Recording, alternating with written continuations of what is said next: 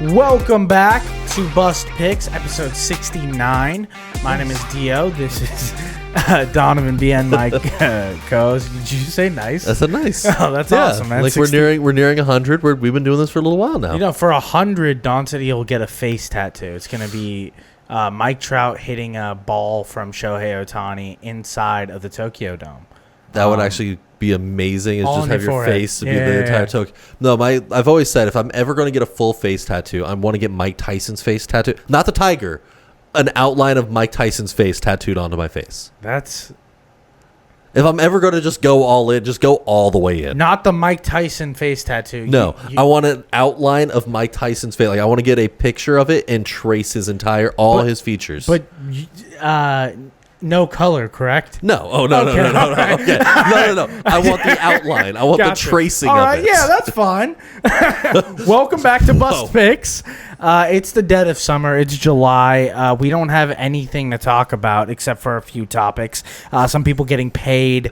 Some NFL breakdowns we're going to get into. Yep. Some WNBA news. But first, we're going to start with the fact of the day. Fact of the day. Dog days of summer, so I decided to keep it light so we could get into some of these more interesting topics. It's tough. First one, and I feel like this is kind of going to tie into the WNBA news a little bit. Did you know the Olympic gold medal is made mostly out of silver, and it's just gold plated? That's They cheap out on the gold medals now, like in the modern day. Just the gold medals for the Olympics? The gold medals for the Olympics are silver and gold plated. But is the NBA trophy still gold? No, that is not real gold. What is happening? It's well, I mean, in the same logic of there's 3 Stanley Cups. This is what's wrong with America. No, the whole point is that it's so rare. There's one. I understand the Lombardi. Everyone gets a couple. Yeah. Because hey, it's a simple trophy. It's not. It's more of the idea of it that's cool. The Stanley Cup is cool because it's the one. So there's... And now you're telling me there's 3? There's 3. It's like when I found out there's 3 Jokers and Batman it was fighting all of them at the same time. That was actually a decent run. Because there's the one the team gets that holds for the season. Yeah. There is one that is always in the Hockey Hall of Fame. That sits there and that's where they keep track of. That's the presentation trophy. Uh-huh. And then there's rumored to be a third one on standby at all times. It's like the presidential assassin one? Well, because think about a bunch of drunk hockey guys. Yeah. That one gets dented. It gets beat up over time. The league, and there's what they've officially stated is they're both real. That is the official statement by the NHL is they're both the Stanley Cup. This is like when I found out the Mona Lisa is not really the Mona Lisa, and it's in an Art Deco lockbox in Paris or something like that. And they've just have an exact replica. Yeah, so they have yet to say which one is which out of which is the original, because the original Stanley Cup, the top part is the original trophy, and they've added the base so they could have all the names. That's what makes it cool. And so they have yet to officially announce which one's which, or even if it's a standby one. And then the craziest part is, so there's 2 theories. Uh-huh. One is because they swap them all the time.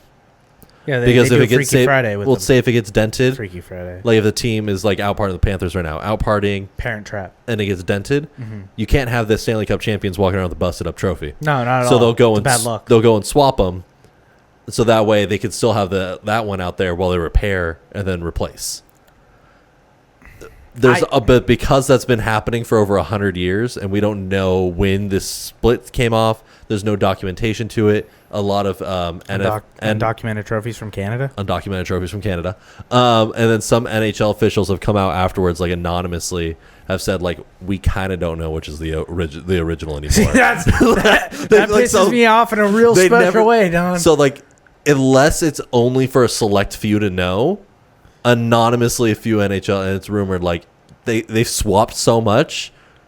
They kind of just don't know which is the original, so that's why they're just saying they're both the original. I don't like that at all. Know which one's yours. Know which one's the presentation trophy versus the original. I get that. I mean, it's disappointing to know that hey, you worked your butt off for this Olympic gold medal, and it's not real. Underneath it is silver. If you ever Because God knows you didn't make a ton of money and you need to pawn this gold medal. You're probably only getting $53. You're not getting much, yeah. I think they sell for like a few thousand. And there's a chance you win the Stanley Cup back-to-back and never really touch the original Stanley Cup. The real trophy. There's a greater than zero chance that is possible. That wasn't even going to be my other fact, by the way. I thought the Stanley Cup one was a little bit more common knowledge. That's a whole rabbit hole you can go down. Day if you have another fact. The other one was being when Joe Naismith invented basketball in 1891 in Canada. The original ball was the soccer ball. I mean, yeah. You think he invented the basketball first? No, but that'd be kind of crazy. But if you look at the original soccer ball, it's laced and like how they do the perimeters was done like a basketball. The blocking was done like a basketball. Oh, so he nailed it from square one. So soccer kind of branched off. Yeah, I mean, it is just soccer with less people in your hands. Yeah, basically. Like it's anti-soccer. That's football, you're right. That might be lacrosse. Nah, lacrosse is... You're having sticks. You can't even touch the ball. That's true. Yeah, you're not even allowed to touch it. Yeah, no, you're right. Lacrosse is anti-soccer. Glad we got to that. Let's get into some defensive end talk. The NFL is getting real juicy. TJ Watt just signed a huge contract on what was the number? Was it $41 million a year for the next 3 years? Yeah, and that's just salary. That's base. And it puts a lot of teams in some uncomfortable positions. Teams like the Cincinnati Bengals, who have been fighting with Trey Hendrickson, who didn't show up to camp because he wants to get paid. Same age as TJ Watt. Mm-hmm. If you look at their last 4 years of stats, they are almost identical across the stat line. Both probably the two best defensive ends in the league. And Trey Hendrickson coming off leading the league in sacks, and he's had statistically better last 2 years than TJ Watt significantly over the last two seasons. Yeah, and the Bengals don't want to pay him, Nope. and apparently they offered him two different contracts, and it was so low ball that he's just in Florida right now. Yeah. And then on the other side of it, Jerry Jones is publicly trashing Micah Parsons, while Micah Parsons is showing up to camp, stepping up and being like, hey, I'm here for my teammates and my coaches. I'm not here playing for the owner. Yeah. He also wants to break the defensive end market. Which he will. And then we look at TJ Watt, who kind of kicks this whole thing off, making $41 million on a contract that I think me and you are going to agree on probably shouldn't have gotten given. So which of the three do you want to start in?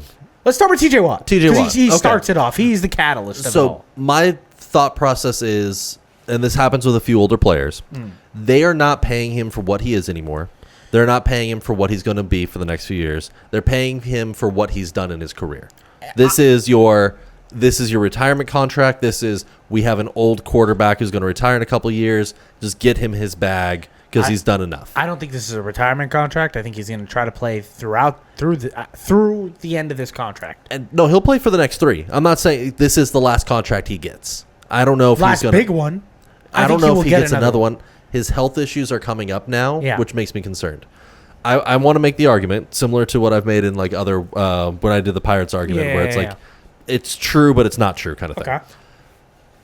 Okay. I want to say that it was week 15 when they played the Eagles, or week 14 they played the Eagles last season. Week 15 they Battle played Battle of Pennsylvania. Battle of Pennsylvania. TJ Watt goes out with with an ankle injury. Yeah. I want to consider that a season-ending injury because over the next 3 games and the wild card, he put up a stat. He played in all 3 games, 80.3% average snap count over those 3 games. 2 solo tackles, 5 assist tackles. That's it. He was clearly hurt. They lost all of those games. Yeah. Which was a net negative on the team that he was playing, in my opinion. Like, he should have just been out. Probably. He couldn't produce, and he's at 30 years old playing through what looked like a pretty bad ankle injury because he never looked comfortable, never had speed anymore, and looked bad. I've seen the game tape of like people being like his spin move is less explosive because he's not able to go as low as he used to be able to put all that weight, and he's not able to make those quick cuts on that ankle. And that's the big split, is you saw that kind of happen with JJ. When JJ hit this age, he went to Arizona. Yeah. Still was able to produce a little bit. Yeah. But he was $41 million a year. He was not $41 million. He moved to the interior He no longer played on the defensive end anymore. Moved to the interior. Still had a couple good plays because he's a savvy vet. He always played around that offense. He played all around, but Arizona, he played more snaps than any time in his career inside. And he retired at 33. Yeah. TJ is playing a completely speed role. He doesn't have the size, power, strength to play interior at all. So his biggest weapon is his speed and explosiveness. If that ankle is as serious as it looked, and that's the beginning of all this, because the season before he played 16 games. The season before that he played 12. He's starting to rack up these injuries at this time. Yeah. He's overpaid as heck, but I think this is the slide at this point. I don't think that's a bad projection. No. Of course he's going to get worse with age. He's not Calais Campbell. That's all I'm trying to argue. And that's fine. Calais Campbell, Cam Hayward, those guys are the freak outliers of this I 100% defensive agree with lineman. I don't know if he's going to be completely out of the league because pass rushing defensive ends stick around for a long time. Hell, Von Miller's still on a roster. Like But Von comes in as like basically a mercenary, as I'm going to play 5 snaps a game in critical moments. But like Jadeveon Clowney's gotten religiously he gets moved around a good amount. More and more opportunities because what he's able to do is rush the passer. And if you're able to do that and you're kind of cheap, you'll be able to do that. Now, that's the line for me. Sure.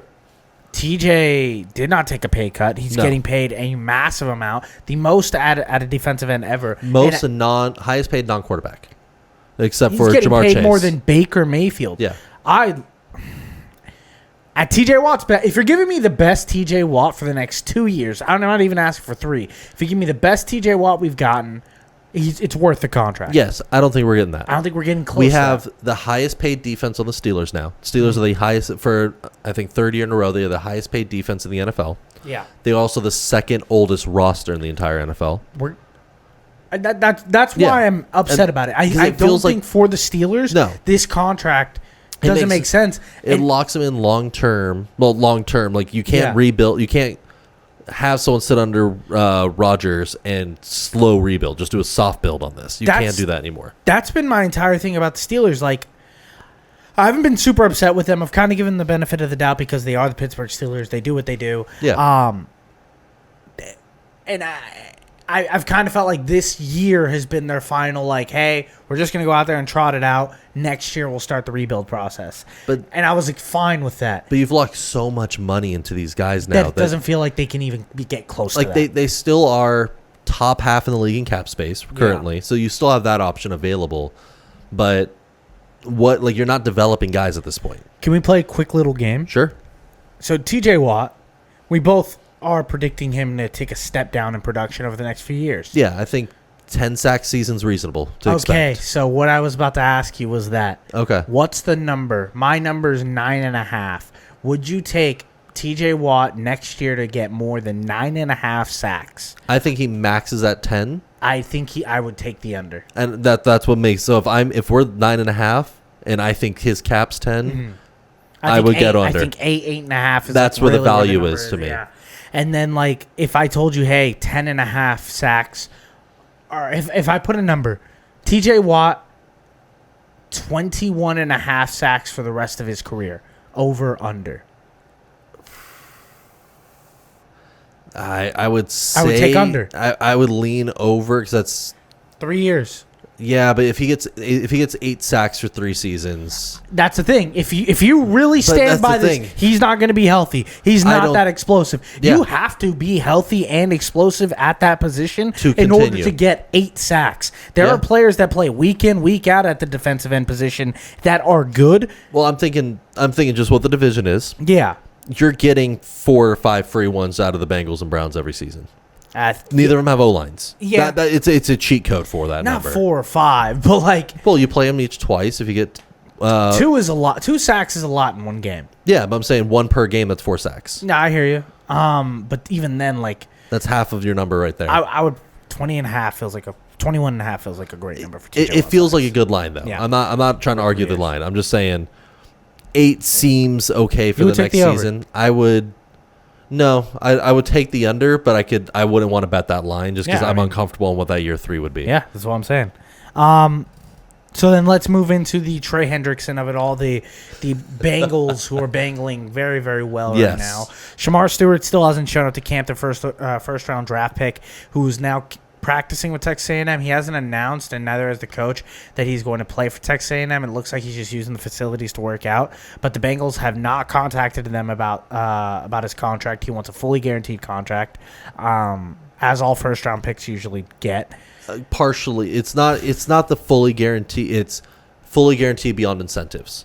So he wants his salary to be guaranteed. Yeah, and his incentives were like really high, but his guaranteed was really low. Yeah, so that part could be negotiated. That one is in flux a little bit, but there is a minimum requirement for certain draft picks set by the unions, which has left Trey Hendrickson now in the spot where he wants to get paid, and the Bengals are like, "Hey, we're not gonna pay you that $40 million tag, that $41 million that TJ Watt." The number I saw floated today, I don't know if you saw, they offered him 28 in the first round of negotiations and 30.5 on the second round. And Trey Hendricks is not on this team. He's gonna sit in. He said he's willing to go home, and he's in Florida. Well, that's what I mean by now. sit in. He's not leaving the team, but he's going to sit out this last season. If you're the Bengals, who cares?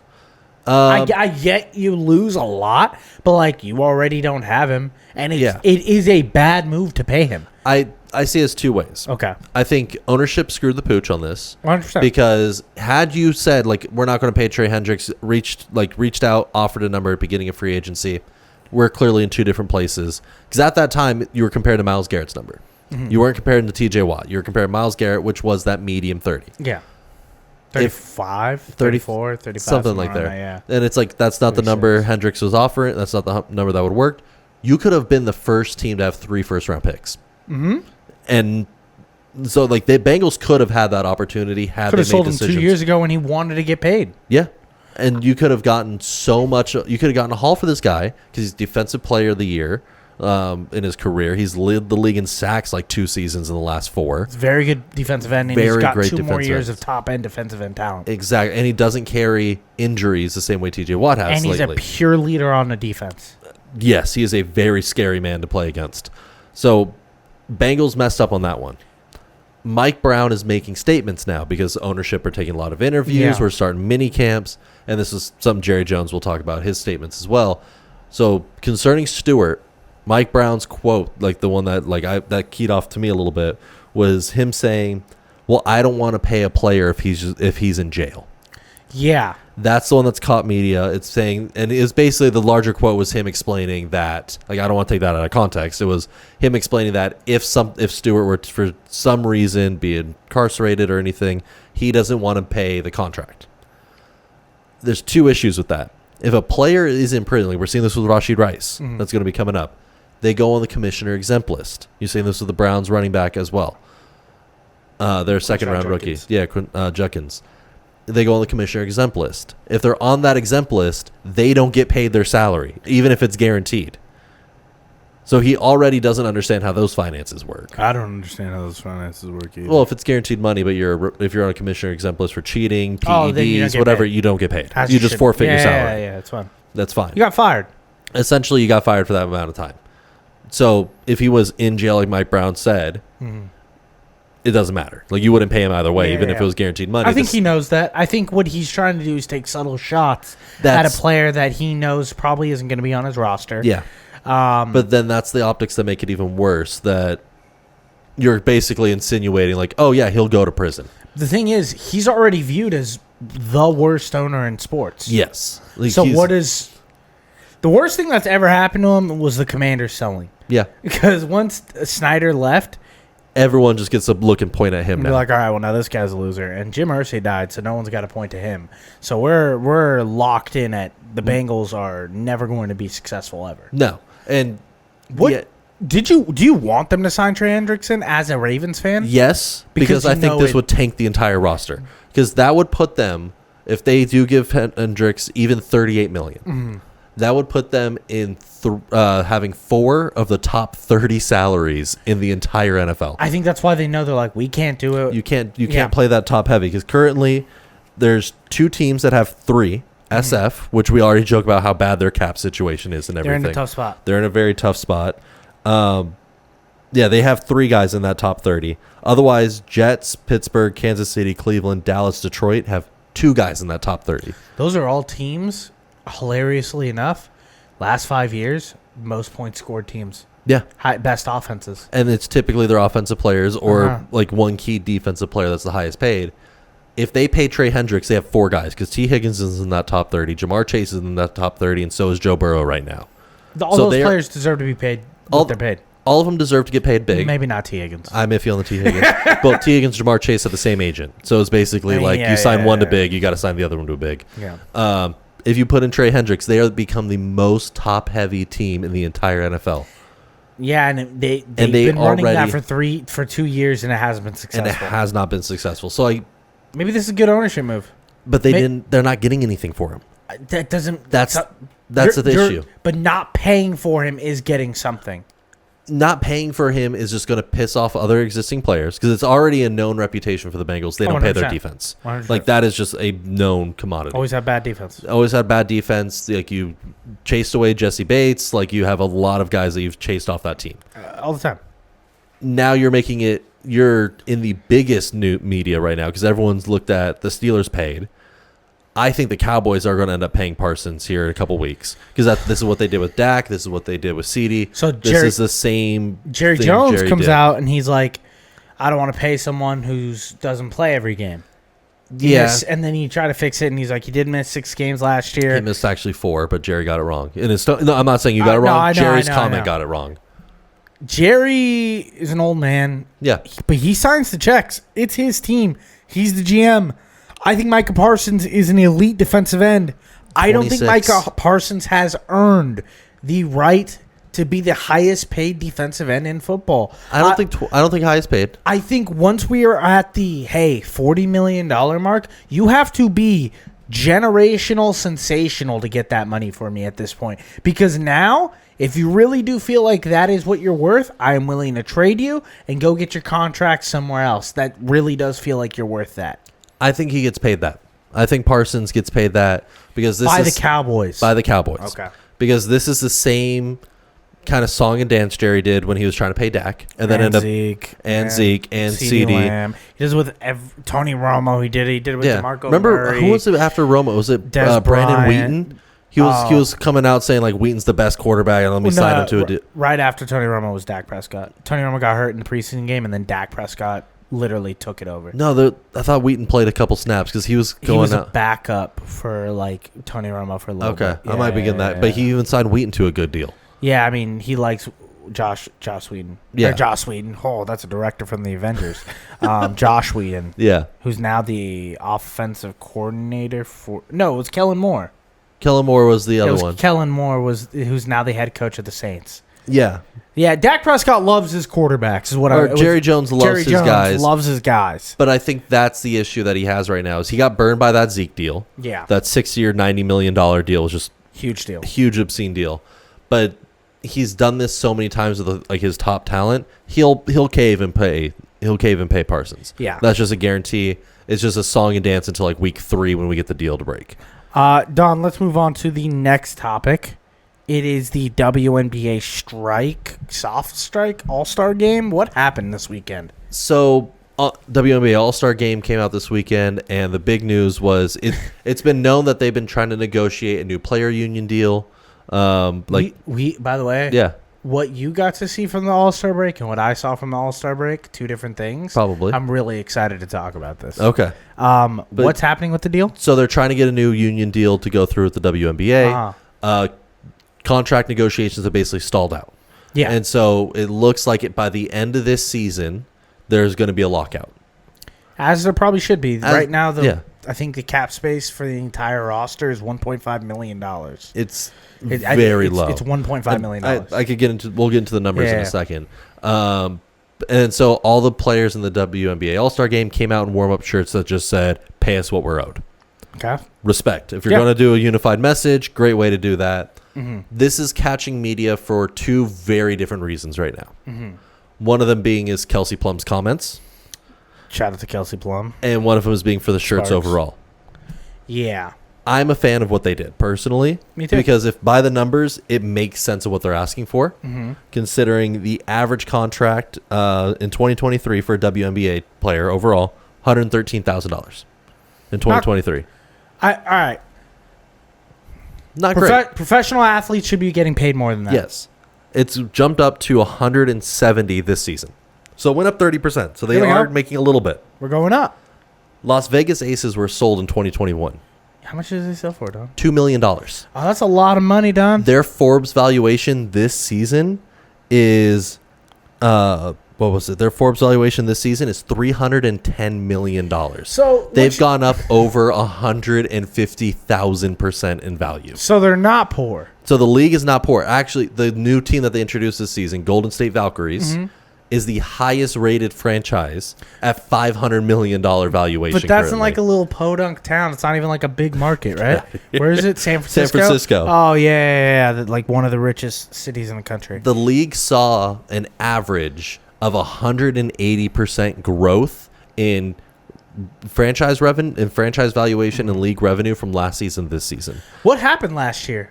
Did anyone enter the league? Yeah, you only had the biggest female draw in the league the since Michael Lisa Jordan Leslie. of female basketball. Exactly. Caitlin Clark, who I'm not comparing them in terms of play style or greatness. But the amount of viewership it's brought into the league. Oh, yeah, she brings a lot. Is comparable. Yeah. And Angela Reese. I will say Angela Reese brings another huge amount in. Yeah. I think the Las Vegas Aces being as dominant as they are and putting up insane video game stats is also bringing up a lot of viewership. New York Liberty being the best basketball team in New York since 1984. Pretty impressive. I think it's very good there. So you're seeing more eyes on the product than ever, more sales on the product than ever. Ticket prices are higher than ever. And so you have this 180% growth across the league on average. But player income has only gone up 30%. This season was the first year that they've actually gotten chartered flights and didn't need to fly public between games.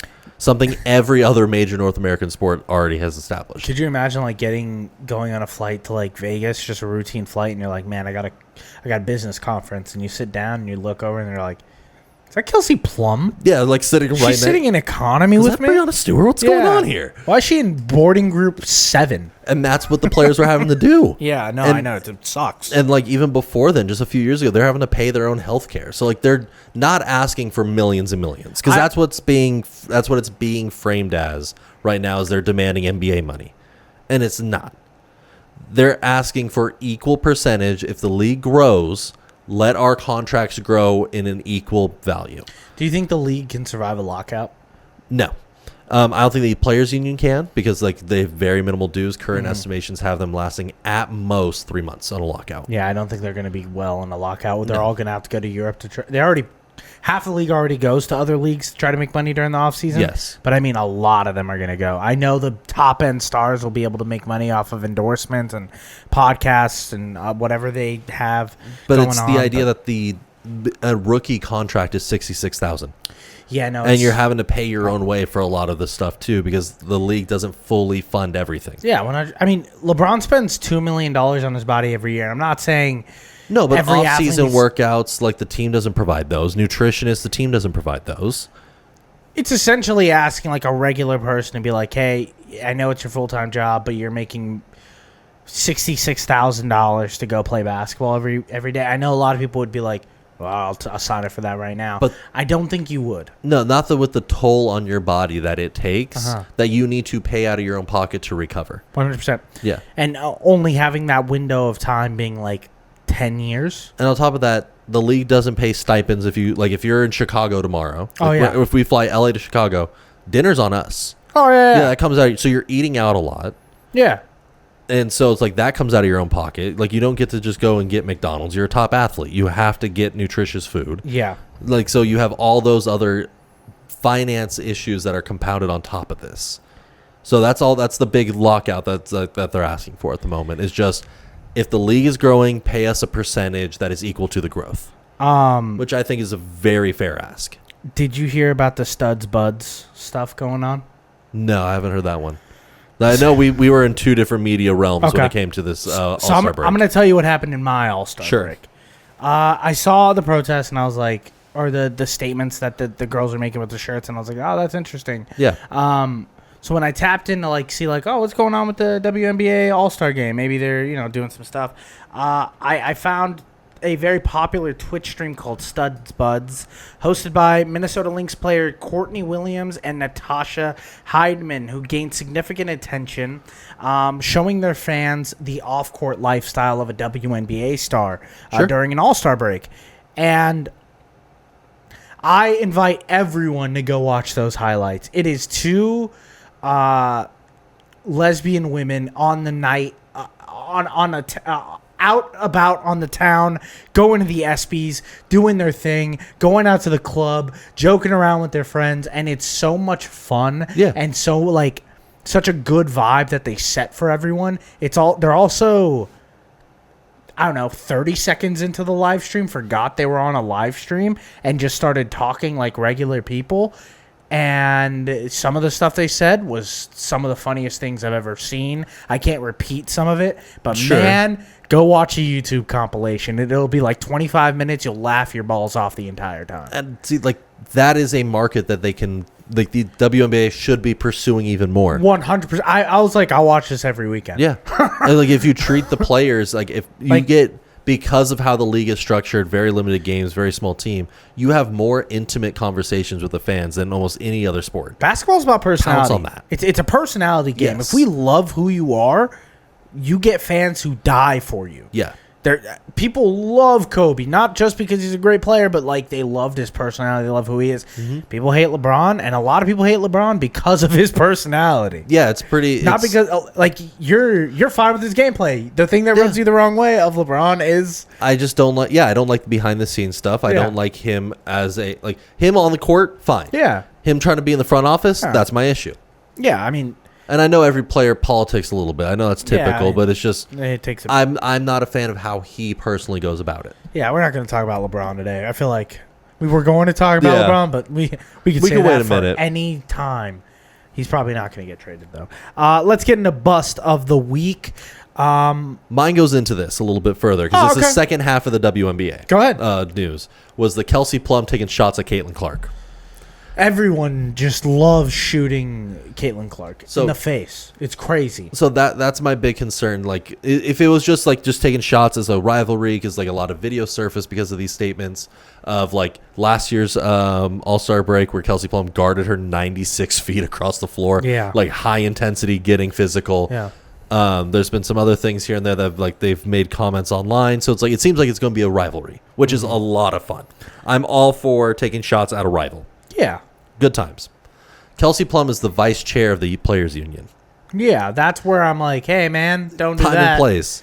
And her comments were in the post game for the All-Star game. And she was saying that her statement was saying that Team Caitlin Clark, she said, quote, not to be a tattletale, but 0 members of Team Clark were present for the decision, for the shirts and everything. And next to her was Sabrina Mayusko, who basically was saying, very sarcastically saying, that really needed to be said right now. About what's going on with the strike, what's going on with their mini protests right there during the after presser, which to me is what are you're showing? You're supposed to be showing a unified face. You're supposed to be fighting for the union. You're coming out as a representative of you're the second in charge of the players union. Still got to be petty, man. Still got to find room for it. And then the news broke on what happened, on how they set it up. What happened? So this is all being reported by Ramona Shelburne, senior writer at ESPN. She broke the story just a few hours ago. Apparently, how this came to be was breakfast the morning of, they decided to run these shirts. They were talking about what to do all week. The breakfast the morning of the All-Star game, they decided we're going to run with these shirts and got them printed. Which is I didn't expect an idea that half-baked to come from them. Like that, it feels like something that would happen in the NBA All-Star game. A little bit. Where a bunch of guys are getting together and what we should do? We should get some T-shirts. And they're scrambling last minute. That's apparently what it was. Yeah. Team Clark was already at the facility warming up and stretching out. They didn't go to breakfast. Professional. Very professional. So what afterwards, 3 of the players, Breonna Stewart and others, went to the Clark's locker room, informed them of what was going on, what the decision was, talked it through with them, and they came to an agreement. So it wasn't that Team Clark wasn't present during the conversation. They just weren't there. It was each team was doing their own thing in preparation before the game, and you decided during your team prep. Those people were probably annoyed that they felt like Caitlin Clark was getting a lot more of the credit for that situation than they had felt because they were the ones that came up with the initial That's what idea. it felt like. And that's what it happened. turned from Kelsey Plum's taking a shot at a rival, Yeah. and then like just the optics looked bad too. Oh, you're just salty you weren't the centerpiece. Can I be honest with you about something? Sure. I love Kelsey Plum. I think she's a good athlete. I like her as a player. She's amazing. I like her personality. I think it can be abrasive at times. Like my personal opinion. And I know you like those people. You like those. Yeah. Like you like the. You be careful over there, Don. Well, like who's Lance, who just like leans over and blows in people's ear. Like Lance Stevenson. Yeah. I like people that are annoying. Yeah, I'm annoying. Yeah. I like it. I think if you're trying to represent the union, you got to do better. Because now you've muddied the story. Yeah. Now you've muddied what is being asked, and you're taking away from what the protest was trying to say. In all honesty, it's probably Caitlin Clark. She should probably be steering the ship on like what's happening for the players. Not even what's happening. I don't want her if she doesn't want to be a part of player union decisions in terms of the leadership role. Yeah, then she shouldn't have to. But it should be the more experienced players, the veterans, the ones who've been through this road a few times, who've gone through a few collective bargaining agreements. Her word does mean a lot. She should be your mouthpiece. Yeah. You should be bringing her in just to say this. Give her the megaphone. People will listen more, and you will get more done. My bust of the week is a little silly. I have uniforms. The NFL has been launching new uniforms, and over the past few weeks, we've gotten like a all white throwback Buccaneers uniform that I'm like, all right, that's fine. That one pretty crisp. I like the all whites. Here's the thing: those uniforms used to be the most made fun of uniforms in the NFL. Yeah, and now they came back, and everyone's like, oh yeah, they're cool, they're fine. Yeah, but to say we have new uniforms, it's just the all-white version. We didn't need that. No. You need to add some extra trim, some thick trim on it. Yeah. Have a little playfulness. On top of that, the Saints released 2 uniforms. They released a new helmet, which I was cool with. It was an all-white. But today they did an all just gold uniform, and I was like, I don't love this. This just feels it almost feels like a create a team jersey. There was nothing done to it. It's just a Saints jersey gold. No font difference, no nothing. I was like, all right, this feels lazy again. Yeah. And then the Chargers released one that I was like, I love it. They gave out that navy blue. I loved that Chargers uniform. Then they gave the all gold. It was nasty. I hated it. And then Chargers will take some of the biggest swings creatively, and I'm fine with it. And I love that. It's I'm fine with you having a really ugly jersey because it's iconically ugly. No one else does that. Well, I got the ugly one, and then I got the cool one. Yeah. So I didn't really care. It balances, that much. But I will always say, if you're gonna take a big shot, take the shot. Take the shot. The one that made me upset was the Steelers releasing their uniform because they didn't even try to take a shot. They were like, we're gonna throw it back to our original jerseys, and a few minutes ago you're like, trim. They tried it. At least they tried something different. You had the ability to do your throwbacks and didn't do the bumblebees. I love the bumblebees. Classics. They're the ugliest uniforms ever in sports ever, but you use those. Instead, you found an even uglier uniform that has no personality, no cool nicknames. I will say, we got an all-yellow Steelers helmet, and it's dog shit. It's bad. There's a reason no team does that. Not even Green Bay will do an all-yellow full that color. Yeah, it's pretty much a Green Bay helmet. It's a Green Bay helmet for all intents and purposes, but Green Bay will at least but they're change the cheeseheads. They're fine. They own, but they'll add something. Green Bay always adds a touch of something. I like the Steelers.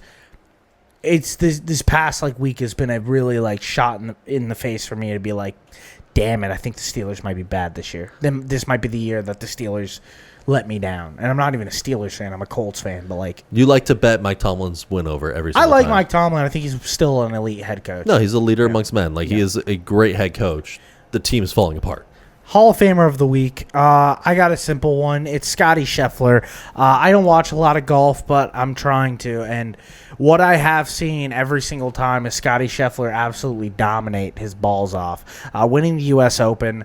Now there's like real conversation about him being maybe better than prime Tiger Woods. I don't think he's there yet. But I think the hot streak he's on, if it continues, yeah. Sure. We can have that conversation. This is probably the most elite golf I have been able to see. I didn't watch Tiger. I didn't get into golf until same time everyone else did, 5 years ago, 6 years ago. So fair enough. I'm very new to this sport, and what I've been able to see is Scottie Scheffler is an absolute demon. Yeah, he's a dog. Hall of Famer of the week. For me, I'm taking the Toronto Maple Leafs entire front office, but mainly their GM. Mm-hmm. They might have pulled off one of the best. We're not blackmailing you, but we're blackmailing you ownership moves. Simple blackmail, man. So big news story coming into the beginning of this month was Mitch Marner was going to walk in free agency away from Toronto, break up their core four. Yeah. Big news because this is the first time I think in like 8 years-ish, 8-9 years, that this core like elite four of the Toronto was going to finally no longer be a thing. We're going to get a change of identity, change of culture. Coming into this season, Toronto was asking him to waive his no trade clause. Actually, for the last 3 years, they're asking him to do it. They switched GMs a month before his no trade clause kicked in. So they didn't get to move him before that went into effect. So then they were like, we're going to lose him for nothing. So they tried to move him a few times. He kept saying no. Last season, I understand why he said no because his wife gave birth. Mm-hmm. So it's a big thing to move when you have a one. Yeah, like, he has a baby. He has a baby. Like his wife was pregnant, then had a baby. Yeah. Very difficult to move teams, especially because the team that was always brought up in those conversations was the Vegas Golden Knights. Oh. Moving from Toronto to Vegas is a giant move. It's a lot. Free agency comes up, and he's being linked to the Vegas Golden Knights again. Mm-hmm. Came into the league with Jack Eichel. They are childhood friends. They played in a lot of like the middle school, high school. Yeah, natural fit for him. And then the morning of free agency, it comes out that Toronto's doing a sign-in trade, not just letting him walk in free agency. Okay, well, to what team? To Vegas. Oh, okay. So the advantage for Vegas in that smells a little fishy. Smelled a little weird, and it left a lot of people going, "What is Vegas doing?" Because you were about to get Mitch Marner for nothing. Like you could just sign him into his deal, to just his deal, and let him go, and he becomes one of the highest paid players in the entire NHL. Doing the trade, you get 1 extra year. So the NHL contract, this is the last season you could sign for an 8-year deal, and you can only sign for an 8-year deal if you're re-signing with the team you're already on. Otherwise, the max you could do is a 7-year deal. So he was getting the same amount of money overall in the contract for 1 extra season. The buzzer. Yeah.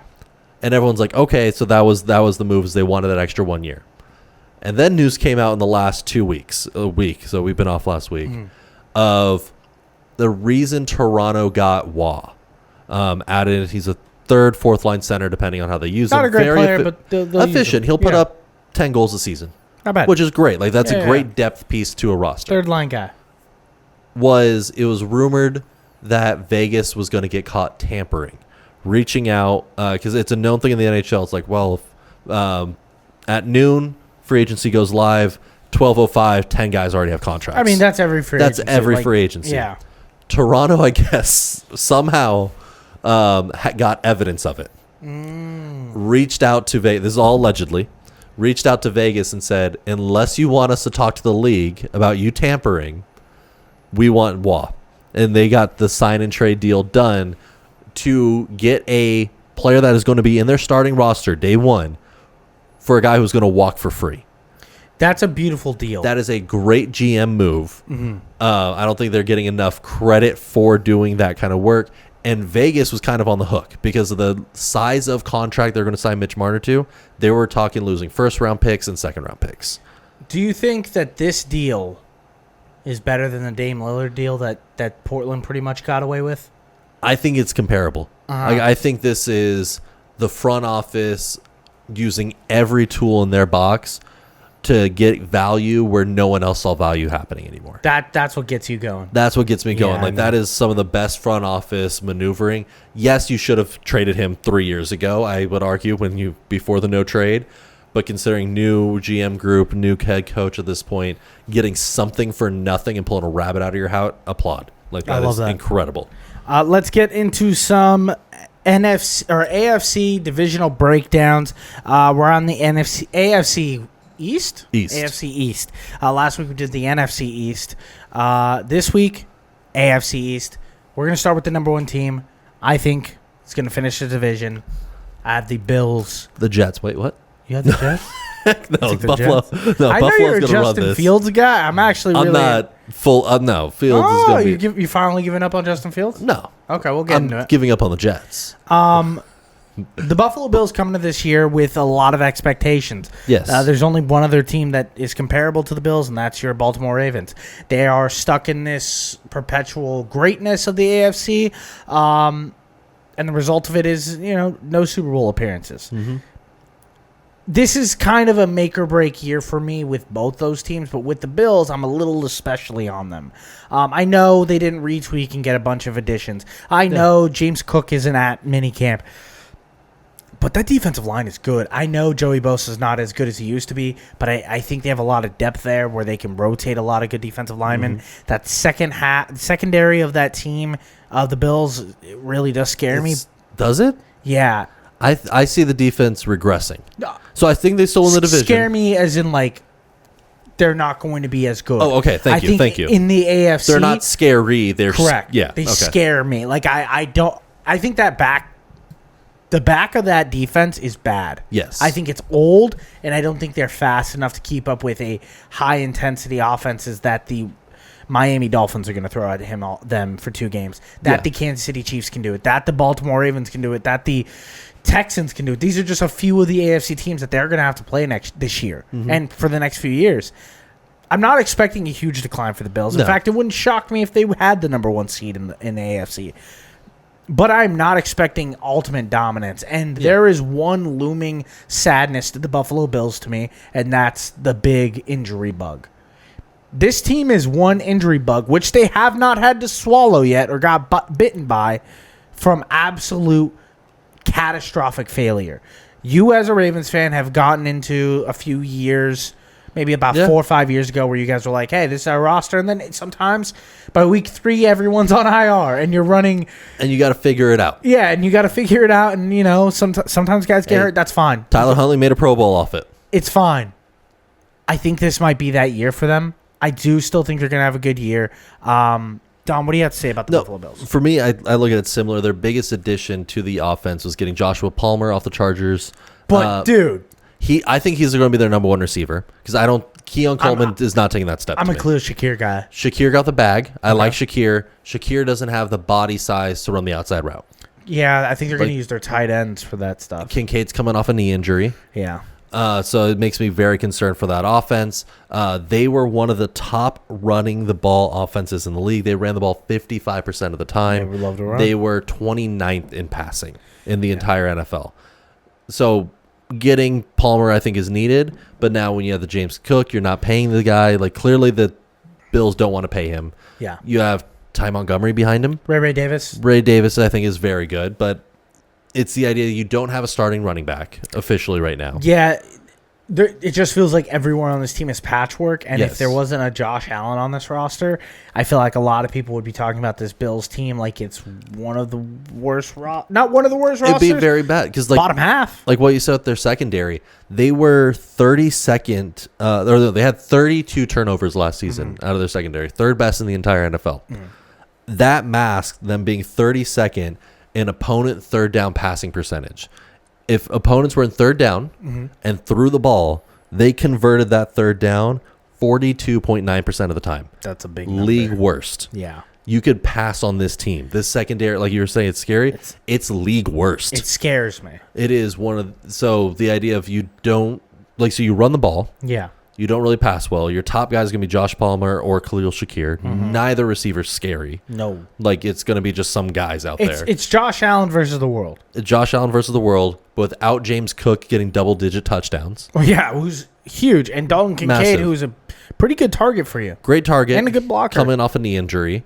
And are you expecting to live on those turnovers again? Because that was the only thing that kept that defense relevant. Yeah. And kept you to the 11th best scoring defense. They can get to the quarterback a little bit. They can get to the QB a little bit, especially with some additions to the line. But third best, like, turnovers are not a sticky stat. They eventually regress down to the mean. 100%. You regress down to the mean. This is a bottom 10 defense. So we're going to change this a little bit from what we did last week. Last week, I asked for your ceiling and your floor. Sure. You can still give me those, but I'm going to give you the Vegas total number. Okay. And you're going to tell me whether you would take the over or the under for each of these teams. All right. We're going to just start with the Bills. When we break down the next teams, we'll do that. But for the Buffalo Bills, Vegas has them at 11.5 wins this season. Right now, with how you feel, 11.5, would you take the over or under? I have them mocked out for 12 wins currently. Mm-hmm. I have them at 13 for ceiling. Yeah, so I feel I would take the over just because Josh Allen goes Josh Allen at times. I believe in the AFC. I need to look back at the schedule off the top of my head. I'll You're bring fine. that up. I mean, I just but I'm curious. Feeling 11.5. Well, because the split for Josh Allen is he plays some of his worst turnover games on the road. Yeah, like that's always been an issue for him. I'm trying to see on the road what defenses is he playing this season, and Falcons, Panthers, Texans are good defense. Texans, but they're playing the hardest teams at home. Yeah, Bengals are playing at home. Eagles, they get the home game. Chiefs, they're at home. Ravens, they're at home. They're not going to win. So you're hard. Games, though, they're not going. No, you're not going to win all those games. But Josh Allen isn't going to black out against the Patriots secondary. The Patriots secondary is good, but you're not going to see your hardest schedule, like the hardest people you're playing against the entire season. Yeah, you get all home games this season. So you're taking the over. I'm taking the over because of that. I'd take the over too. I think 11.5 is the number where I'm like, all right, that's the last number I take the over at. I think if you have to run through the Eagles, Chiefs, Ravens, and Bengals, and you're the road team for all four of those games, I think you win one for how Josh Allen plays. Oh, yeah. That's my split. That's the thing. Josh Allen's good to win. Are you 1-3 or are you 3-1? Okay. Let's get into the next team. My next team to win, or second in this division, is the Miami Dolphins. Don, you got the same? No, I took New England to take this spot. I knew you would fall straight into that little trap. It's not even because I think New England's taking. I think New England takes a step forward. We can talk about New England first. Then. Okay, yeah. I think it's them. They do, and it's just a very short one for me. Is I do think they take a step forward. They address some of their wide receiver concerns in a way like.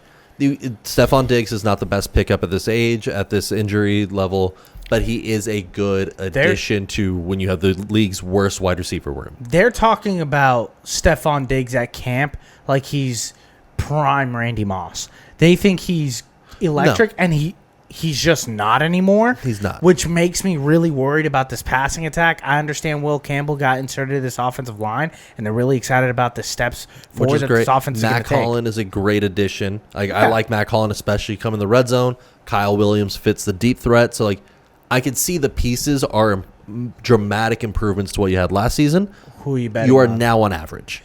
I don't even think you're average. I think you're still betting on Drake May to make a huge step up. I was not... He had good potential last season. But were you blown away from Drake May's performance? There was times where I was like, that's good. But he was not better than Bo Nix. He was not better than Jaden Daniels. He was as good as Caleb Williams. But I think the Patriots are good enough to go 500. That's where I... so then let's that's get where I'm into looking the at them Vegas right line. now because I'm looking at them at the 9-8 record. I think 9-8, that's a winning record. I have them slightly because I believe in the defense. You still have one of the best defenses in the league. Christian Gonzalez, great corner. They have good corners. They just loaded up on the D line. You bring in Minton Williams. You re-sign Barnmore. Mike Vrabel running a defense. You know those trenches are going to be nasty. Yeah, Travion Henderson, the new rookie running back. There's a lot of good things to add to this team. I don't think they are going to win a wild card game. I don't want to say that they're. I'm not trying to make that big of a step. Say that they make the playoffs? I'm saying if it's a weak AFC, you could flirt with it. Okay, so then I don't have them. I have them basically being a bad Steelers season. Vegas has them 8.5 wins. Don, over or under? I would the New lean England Patriots. I would lean under. Wins. I would lean under just because I think their floor is 7 wins. Their ceiling is 9. I love the under. I like it. I don't think they go back to 5 wins. I think they are competitive in more games than not. I think they're a 6-7 win team at best. I think their best season is 9-7. Or 9-8. Yeah. I think that's where I kind of have them falling into, I think, personally. Miami Dolphins, right? Yeah. Or you got Miami in last? I have Miami in third. Okay, I have them in second, so let's just touch on it. Yeah, we just flipped them. I don't... Because I have Miami at 7 and 10. So I think I have them right around where you are for New England. I mean, I have them both around the exact same. I have 8 and 9 and then 7. Okay, so yeah, the small adjustment. I don't love Miami. I think they're going to be fine. I'm not a Tua guy. I'm not part of Tua and on. No. I don't love all 4 running backs that apparently can all run faster than the speed of light. It's a cool concept, but at some point you do have to run between the guards. If the NFL's shown you anything over the past few years, it's maintaining a strong running game and controlling the clock is more important than a vertical passing game. The best teams in the league, the Baltimore Ravens, the Philadelphia Eagles, the Kansas City Chiefs, even Buffalo Buffalo all know how to maintain a steady ground game. That's where the NFL has gone to. And in a world like that, the Dolphins seem to just spit in the face of it all and be like, yeah, we don't believe in defense and we're just going to keep running 4 verts. Very similarly, I despise this team composition. And their offseason moves is where I have them falling to third personally. It's like baffling, right? It's the idea of... So, okay, first off, their D-line I think is going to be great. You have Bradley Chubb coming back from injury. You also bring back... Phillips. I'm forgetting his first name off the top of my head.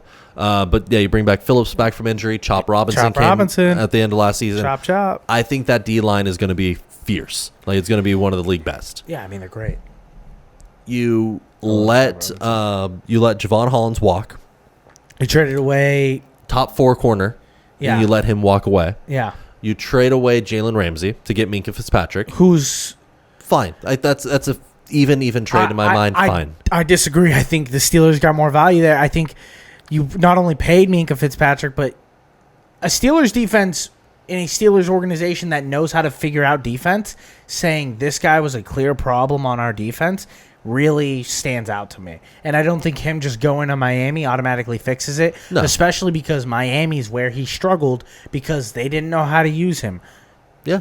I think I'm just looking at where Ramsey is in his career. Yeah. To where Fitzpatrick is at his age. Yeah, it's probably a lateral move. I think it's just a lateral move, which makes the offseason more confusing because now you've gotten rid of your top corner. Yeah. You got rid of your corner number 2. And you don't go pick up corners. No. Like, makes no sense to me. Like, they go and sign, I think it's like 4 different safeties on top of after trading for Fitzpatrick. Like, you have 5 safeties signed between drafting and free agency this offseason. And you've picked up 1 corner to replace 2 that have left. You already have a weak secondary to begin with without those guys. I think the Miami fans are very much like, hey, if our offense isn't in the top 5, we know what the season's going to be. And it's a fire sale. And Vegas is at 8.5 wins right now. They're going under. And I really do feel like that's an under. I feel like it's an under. You have left tackle Armstead retired. You trade away Jonnu Smith. Jonnu Smith, by the way, 2nd in targets for the team. Oh, yeah, they lose a huge piece offensively for them. 111 targets last season. Yeah. 8 touchdowns. Led the league in touchdowns for receiving touchdowns. Only 11? Or he had 8 receiving touchdowns. He had 111 catches, 8 receiving touchdowns, led the team. Oh, led the team. Yeah, led the team. Tyreek only had 6. 884 yards, 2nd on the team. Yeah. Highest catch percentage. He caught 79% of the balls thrown to him. Led the team in that as well. You are exchanging him for an unretiring Darren Waller at 33 years old, who quit football because he didn't want to block on the O-line for the Giants. That's not true. He wanted to rap more. That too. But that was his comments at the time. I think we're going to get full Jimmy Graham that last year on the Saints for Darren Waller in Miami. Most likely. He's going to come out in like very rare packages twice every 5 games. And you're just like, oh, yeah, I forgot this guy's on the team. But their additions of getting Nick Westbrook-Akine Like, as if you needed to add more receivers to this. I like Nick Westbrook. I like Nick Westbrook. He's fast. He's good. I don't know if you know this about Miami. They really like fast players. They like fast players, but they don't have anybody. Like, you can't just run, like you said, 4 verts. Tyreek Hill clearly could not get a deep ball thrown to him last season. I think it was because of the wrist injury, personally. But you're a Tua guy. I like Tua.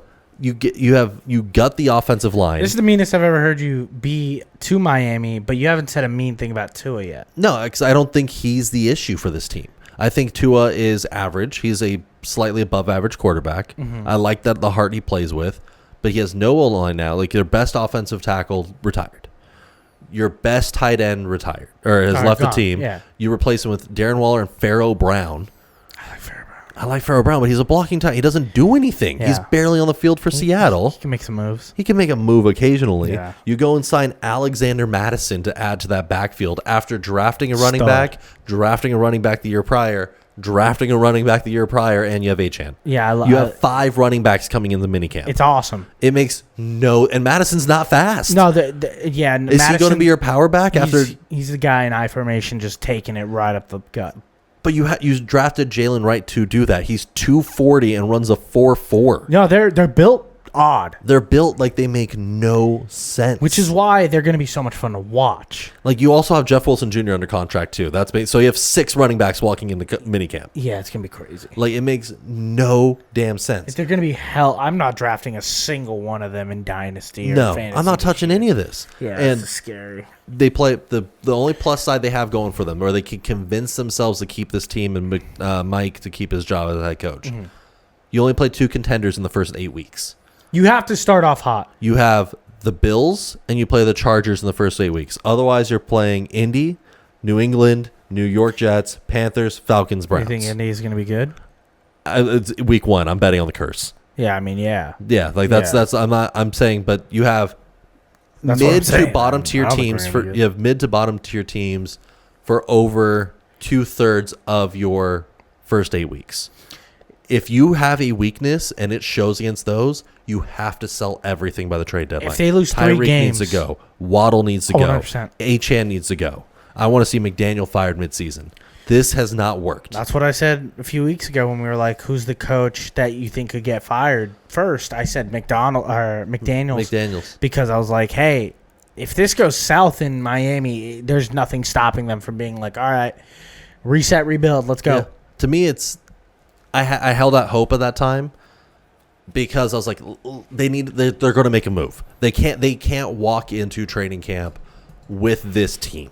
And they are. And they've added worse pieces, and they're doing it anyway. Let's go into the New York Jets. We're going to wrap this up really quickly. The New York Jets, they're bad. They're going to be bad, but I think they're going to be fun to watch. I think it's going to be boring. You think it's going to be boring? I think they're... You're just... What happened? No. I think their entire offense is one-dimensional. Well, yeah. No. That's the Jets. Yeah, but it's going to be boring. One-dimensional. They're going to run a lot of option until... All they're going to... So... They bring in Detroit's offensive coordinator. No, defensive coordinator. No, and offensive coordinator. No, Detroit's offensive coordinator is the Bears' head coach. Tanner Escarin just came from Detroit. He's their new OC for New York. Correct, but he was not the offensive coordinator. He was on the offensive side of the ball for Detroit. Is the offensive coordinator now. Yeah. He has openly said they want to run with Braylon Allen, and with Breece Hall, they want to run the Sonic and Knuckles combo. Correct. They want to run the ball a lot, and that's their whole thing. And Jalen Fields to run the ball. Justin Fields. Yes, they're gonna pound. They want to have 3 guys run the ball. That's it. And luckily, they didn't just pay a wide receiver a crap ton of money.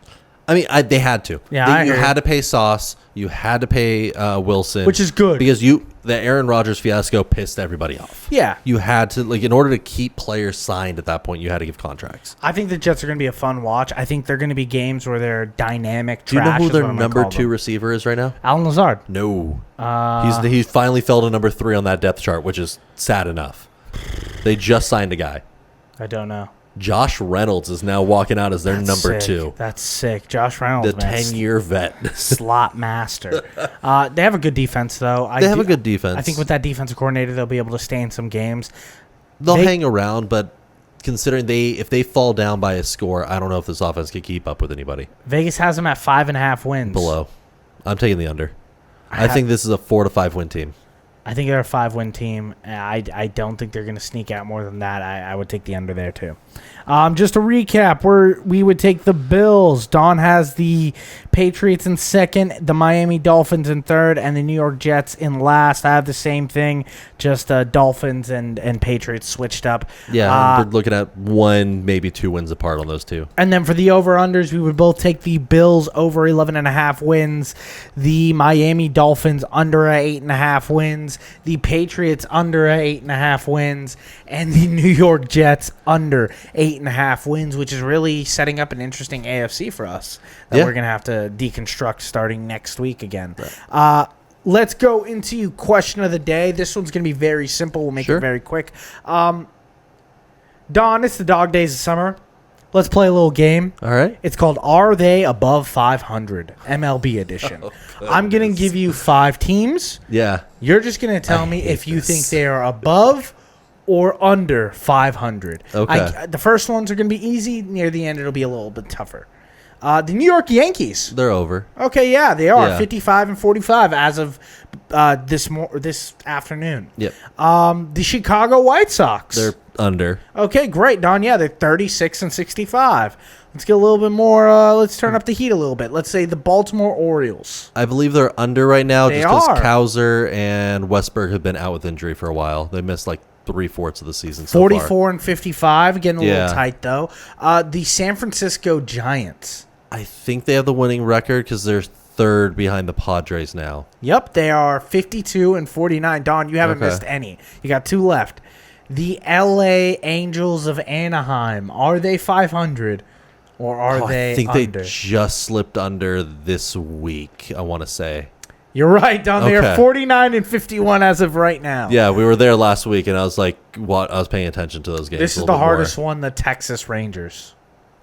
I'm going to say over, but it might be like almost exact, like Don, within 1 win. They are over exactly 51 to 50. This is...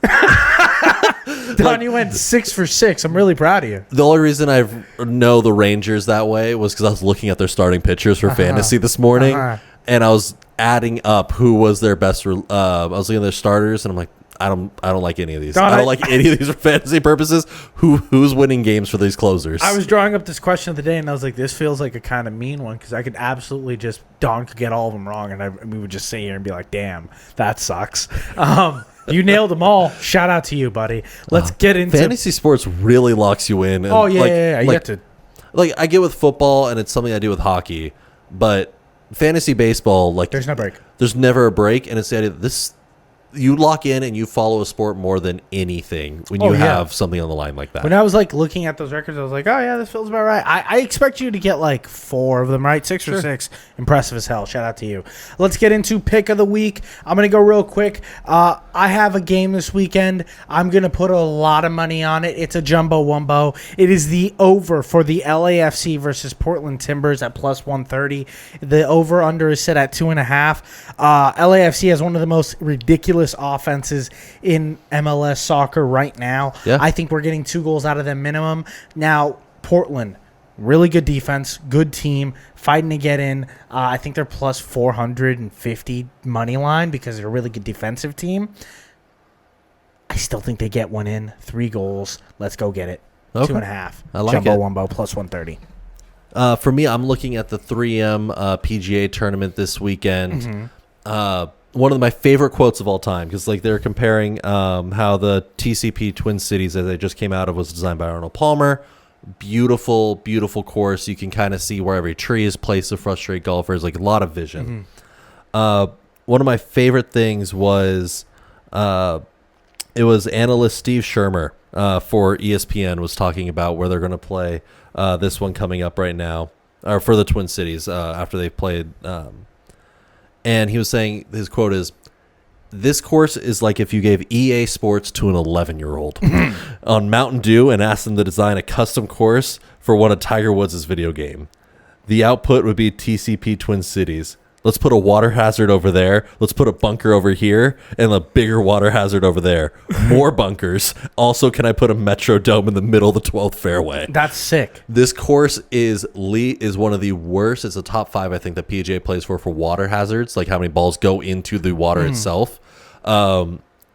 Guys are terrible with this course.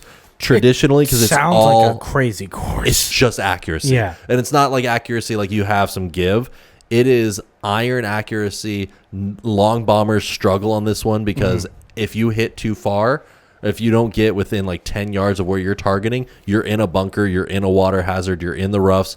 The drop zones are some of the nastiest where you could get relief. You are just in bushes almost, like the tall grass is where your recovery is. One of the worst courses I've ever seen. It's an unforgiving course, so very unforgiving. It leads to you want to get the more technically sound golfers. Exactly. Instead of like the big bombers. Yeah, you've had some long bombers. No DeChambeau. No DeChambeau. You've had some long bombers in the last 5 years win it, but if you look at how they've won it, they've all made up with perfect iron play and perfect putting. Yeah. Like on average, they're making up like 14 strokes over the course of the tournament in just perfect iron play. That's not something you traditionally see. Okay, so who are we betting on? Bombers. For me, my biggest one I'm taking is Sam Burns for top 20. He's coming out to, I believe, around like plus 250, plus 210. Okay. Is where I've seen that number floated. I'm also taking him to win. Just because I'm like the whole tournament? The whole tournament. He's plus 1650 to win the overall tournament. Oh my god! I ladder bet these guys. I have about 8 golfers that I take all to win, all the top 10, all the top 20, you have them? All plus odds. Yes. You want to rattle them? They're not They're not your official pick of the week. Sam Burns top 20 is my lock. I believe he is going to have the best shot at it. You could get the plus odds for him as well. If you take him to make the cut, it's like minus 210, minus 180, depending on the book. Good number. I'm not mad at that if you want to take a good safe bet in that way. I like to chase positive units when we play golf. Wyndham Clark hit some great irons and had a very reasonable putter. He's plus 2,400 to win overall. I'm also looking at like Ricky Fowler, Siwoo Kim, Kevin Roy, Tyler Perth, and I'm also double betting him to be the top Canadian for plus odds. Emiliano Grillo, minus 250 for top Argentinian. There's only 2 of them in this tournament. I have him projected in the top 8 personally. I think that it's a very easy bet to hit. A top 10 bet and that bet? No, I can't take him top 8, but I just that's where my rankings have him. Like the guys 10. playing top 10. I'm taking him top 20 and top Argentinian. Jake Knapp, Cam Champ, who's a previous winner of this course, Hao Tong Lee, and then I kind of always just take like, let's do it for plus like 100,000 odds. Just why not kind of just deep bomb boys. Christopher Ventura, weak off the driver, very strong putter. I think he has a good shot at it if he get the irons to play to a degree, especially on some of the shorter holes. And then Ben Coles typically cannot read a green very well, but very strong down the fairway. If he could get close and not have to do any distance putts, he could position himself into a solid top 20. Leave it to you to have, I don't know, 70 bets on one golf event. Yeah, I mean it's all low units, and you ladder, so you go heavier on the 20, and then you just go down a little bit, like $5, and if you get one of these guys to win, is like $300. Yeah, no, if the ladders start if you start climbing the ladder, it looks pretty real quick. It does, and yeah, you could find some value. You could find some real good like Parlay plus EV values. It's gonna be a nice little ticket when we're in Vegas this weekend. Let's do it. Thank you guys so much for listening to another episode of Bust Picks. Go check us out on all platforms. My name is Dio.